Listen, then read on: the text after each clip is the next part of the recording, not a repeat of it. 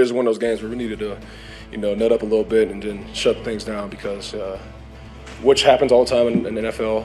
Offense still is trying to get rolling. It's only week 2, and they needed us a little bit, and we stepped up. It was a sloppy 16-9 win over the Texans with so many embarrassing mistakes. But as the saying goes, a win is a win is a win. Back in the dub column, man. Back in the win column. Got to clean up some stuff, but at the end of the day, man, we winning. Got to keep it on. Hard fought dub, but we came out with the W. That's all that matters, man. Came out with the W at home. It's amazing, man. Great feeling. Get in the win column. It's always good to do that. Man, feeling great, man. Great dub. On to next week. Let's get it. Our first game of the year at home. Amazing atmosphere. Thank you to the fans. See you guys next week.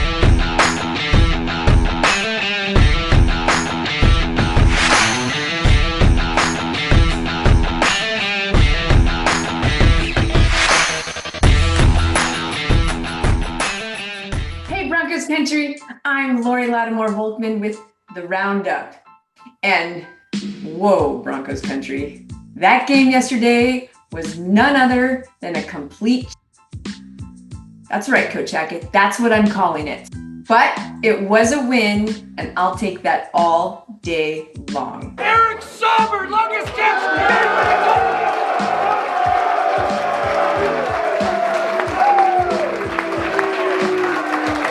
There was good, bad, and very ugly in this game, but let's start with the good. Number 1, the MVP of the offense, Courtland Sutton. Wilson to throw, fires, and it's caught. Oh, that was a rocket by Russell. That guy was amazing, catching 7 passes for 122 yards, a near touchdown on one of them, but a handful of game-changing 3rd and 4th down conversions. If it weren't for Courtland Sutton, the Broncos would never have been down the field in place to score. He kept drives alive and, frankly, saved the offense. So we knew that somebody had to go make a play, and Russ gave me an opportunity to make a play, and I was able to make it, and, we just rolled from there. Well, Courtland was so big for us today, he made some great plays for us. He was so critical to make, key 3rd downs, the 4th down, the one-on-one on the 4th down. So many great plays. Wilson has time, looking deep, has a man wide open, it's Sutton. A breakdown in the Texans secondary, and Courtland Sutton moves the chains. And a big shout out to Javonte Williams and Melvin Gordon, who led the rushing attack that amassed nearly 150 yards yesterday. And they start this drive on the ground with Williams. Williams bouncing off tacklers. Javonte Williams. Williams slips a tackle. Trying to break through another, he does. Still going to the 22-yard line. 2nd and 7, back to Gordon. And Gordon able to get away. Melvin Gordon, looking like the old Melvin Gordon. But even though the coaches couldn't quite figure out when to use the run game, red zone maybe, Javonte and Melvin made their cases, helping the rushing attack average nearly 5 yards per carry, which could have made a difference on 3rd and goal, 4th and goal, 4th and 1, 3rd and 1. Maybe, just saying. Can they find the end zone here? Wilson with time, batted up in the air, off the deflection, it's caught, and out of bounds. Hackett tried to justify throwing so many passes, but the truth of the matter is, the run game was working and they should have used it. The red zone struggles continued today. Yes. You've chosen to pass nearly 3/4 of the time versus run, even though the run game has been successful. Is there something you're seeing down tight? Yeah, when we got down there, we wanted to give Courtland a chance early, and looked like we had the touchdown, and then ended up calling out, and then had the same thing, and we wanted, Russ decided to throw that one on there, and we gave him the go on that one, didn't come down with it, and then when you're in a 3rd down situation, decided to pass it, and that was just kind of that first one. But there were definitely some things that we liked in the pass game because of how they put everybody in the box. So, but in the end, we got to be able to run it down there. We got to run downhill, and might have to run over somebody. And the MVP on the defense was the entire freaking defense. Between holding the Texans to 9 points, Randy Gregory getting a sack and a forced fumble, Draymond Jones getting 2 sacks, and Damari Mathis and Caden Stearns coming in as backups to play tough defense in the secondary. This defense held its own. Pierce slips, and now he's down, short of the sticks. Mills lofts one corner of the end zone, and it is incomplete. Intended for Cooks and the rookie Damari Mathis, who's out there for Pat Surtain. Pressure coming. Mills in trouble, and down he goes. Draymond Jones, the first to get him. Singleton fell on top. Gregory's coming. He's got it. Knocks the ball out. Randy Gregory came free, and the Texans recover. Mentality was to shut things down. We knew we couldn't be comfortable. We're only up 7. There's a lot of football left to be played, and that team was moving the ball pretty well. I mean, the Texans are a really good team. Big shout out to Ejiro Evero for having this defense prepared. That's at least one coach who did his job this past week. 2 games that Coach Evero's called, but does he seem like he's pretty comfortable with what he's dialing up for y'all? I mean, I hope I don't sound too biased, but I think he's a top 3 DC right now. I mean, his defense is looking like a top 3 defense. From dark side up into the back end, we're looking shut down through and through. Regardless, the defense played lights out, and the head coach knew it. What can you say about their performance and how critical the defense was to keeping this team in it? The defense has been spectacular. I mean, 2 weeks in a row.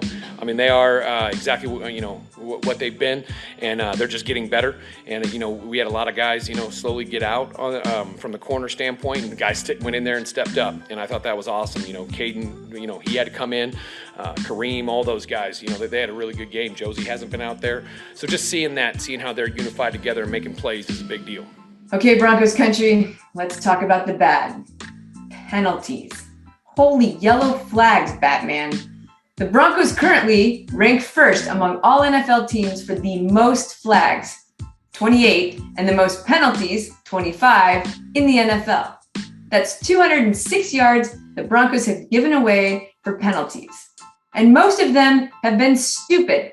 False start, delay of game, too many men on the field. Come on. That's sloppy and Raiders territory. I know one of the questions going to come out is the penalties. And, for us as an offense, we understand that, we have to eliminate the penalties. It's 2 weeks in a row that we've had penalties that have hurt ourselves. And we know that as an offense, and you guys have seen it, without the penalties, we can move the ball up and down the field. It's just we can't keep shooting ourselves in the foot. We can't go and have a really nice play on first down, and then we're looking at 1st and 15 or 1st and 20, or even, 2nd and long, 3rd and long. We have to get out of those situations, and, it's all about us making sure that we eliminate those penalties and being cognizant of it in practice, making sure guys are being aware of it and actually thinking about it so that it's one of those things that we nip it in the bud. It's not something that keeps rearing its head and becoming reoccurring. This and that. And so I think the bigger thing, though, is, we got to quit hurting ourselves. We got to quit getting penalties, as players, and that's the thing. That's on us. That's discipline. That's making sure that we're doing our little things right. But those things can be fixed. That's the good thing.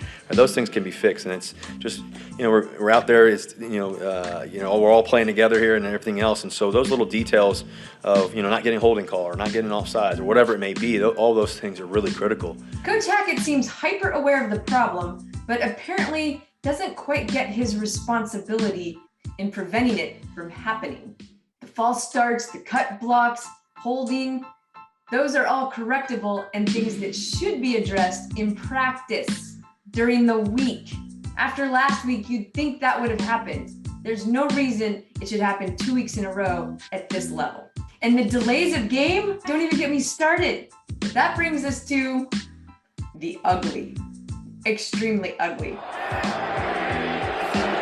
With the fans counting down the play clock, Wilson stumbles, goes down, gets back up, and now he's taken down. A loss of 7 on the play. Hackett is apparently having such a hard time getting his play calls in on time that 75,000 people at Mile High Stadium have to help him out. Really well. And then the crowd obviously frustrated at times, but can you just give me a sense of overall? I don't blame them. I mean, heck, I was booing myself. I was getting very frustrated. Get down to the red zone 2 times, don't get another touchdown, which is unbelievably frustrating. I don't think we've scored in there yet, and that's something that all of our guys got to step it up. Whether we run the ball more, whatever we're doing, we just got to execute at a higher level. Ever the PR man, Russell Wilson reframed it to talk about the amazing crowd at Mile High. And I have to agree.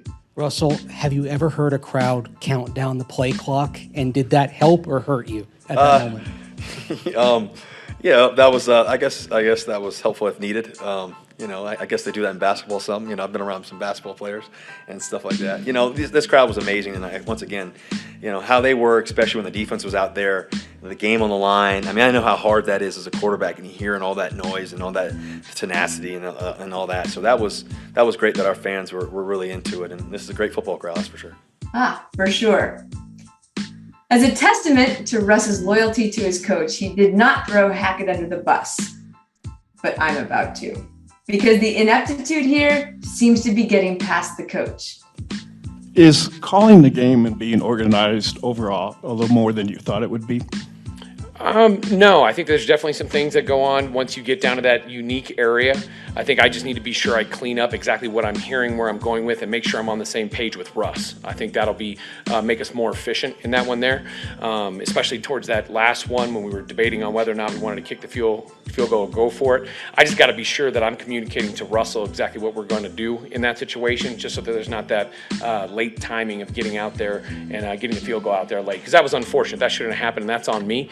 But I'll clean that up. Coach Hackett, this is absolutely on you. I know you like calling the offense. I know you've been saying that it's not that much different than it was as offensive coordinator, but it is. Managing the game as the head coach is not the same thing as calling in plays. You have to be aware of everything going on in the field and getting the play call in. Apparently, it is that hard. When you need the fans to help you with the play clock, something's not right. This is a hot mess and you have to fix it, because it's not just about getting the play calls in. It's about making the right calls. Last week, you let Brandon McManus tell you he could make a 64-yard field goal without batting an eye. This week, he has a 54-yarder and you're indecisive about whether that's the right play, when it absolutely was at that point in the game. So we get a delay of game and add 5 yards and it's a 59-yarder and you're still thinking, and opted for the punt. 59 yards is actually in his range, unlike the 64. I know you're gun shy after last week, but you have to trust what you supposedly know. Study, understand, know when you need to go for a field goal and what exactly your field goal kicker can do and what is the right thing at the right time for your quarterback. You're making amateur mistakes that you should not make even as a first-time head coach. As a former offensive play caller, you know what the play call should be. At least that's what we've been banking on. So show us that we didn't make the wrong hire and figure it out. Now, I don't even want to get started on the option pitch to Andrew Beck, who's only done that maybe one other time. Or, as we've already covered, the 5 passes out of 6 to the end zone when they weren't working and the run game was send Javonte Williams. It's an easy call. You are the coach. You need to be decisive and smart. Always great to win. I mean, that's first and foremost. But, it's too sloppy by the offense. There were too many things that we just kind of made it hard on ourselves. But to be able to win in this league is hard. And watching that whole team stay together, stick together was a great thing. And we just got to keep getting better on offense and clean a lot of that stuff up. This week, you let your coordinators handle practice and you go sit in that film room and you study. You study situations. You study the right calls for your team. You study the other team and figure out what Kyle Shanahan's going to do to you, because I guarantee he is going to play call the out of this game next week. He's going to make you look even sillier than you already have. Woody Page once asked Adam Gase what his role was with Peyton Manning as the quarterback. And Gase said, have 2 plays ready and get them in quickly. That's good advice, Coach Hackett. You should try that. Anyway, deep breaths, Broncos country, deep breaths. And that's what it comes down to. So it's not overly thought. You just got to believe in the next one, then the next one's going to be a touchdown. And that's the thing about the red zone is sometimes they're going to make stop, and next to play, you're going to make the next one. And that's the mentality you have to have. It was still a win, and a win is a win is a win. So let's finish on some more good. The offense did battle back after plenty of adversity and lots of obstacles, many of them self-inflicted, but they came together when they needed to, they made big plays, and they got the points. Play fake. Wilson taking a shot deep for his tight end, and what a catch! Eric Saubert with a touchdown! Second touchdown of his career, and Denver takes the lead. That is worth celebrating. Thank you, Russ Wilson. And thank you to the entire offense. And he's got Kendall Hinton for a first down. Breaking free and tackled at the 45. Wilson over the middle, caught by Cleveland. Slips a tackle, has the first down. And finally tackled by Stingley at the 26. Here is Washington trying to get him in space. He's got great speed into Houston territory. Down the sideline he goes. The things we preach in our room is if one guy goes down, this next guy up, and there shouldn't be any fall off. You know, all the guys that are in our room for a reason, and you know, they're in there for situations like that. If a guy goes down, they got to be ready to go in, and the talent level can't drop, the production can't drop. And I think those guys came in and they did what they're supposed to do. They went in there and they made the plays they were supposed to make. And you know, Jerry's gonna get healthy, and Jerry's gonna come back. He's gonna be the Jerry Drew that we know, and we're gonna be good to go. Mile high salute for doing what you needed to when you had to. Let's ride. Mills throws incomplete. Intended for Cooks, and the Broncos are going to win the ball game. Thank you guys, Broncos country. Let's ride. Hey, great job getting it done, man. That's the way to believe throughout it all, man. That's the way to always believe. Let's go. Hey, Broncos on 3. 1, 2, 3. Broncos!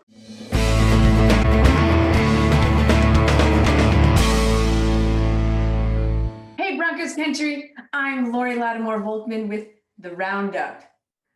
Whoa. I didn't know how to do that one. Let's ride. Yes, let's ride. Please. Let's not trot. Let's not walk. Let's not roll around on our heads. Let's fucking ride, Broncos country.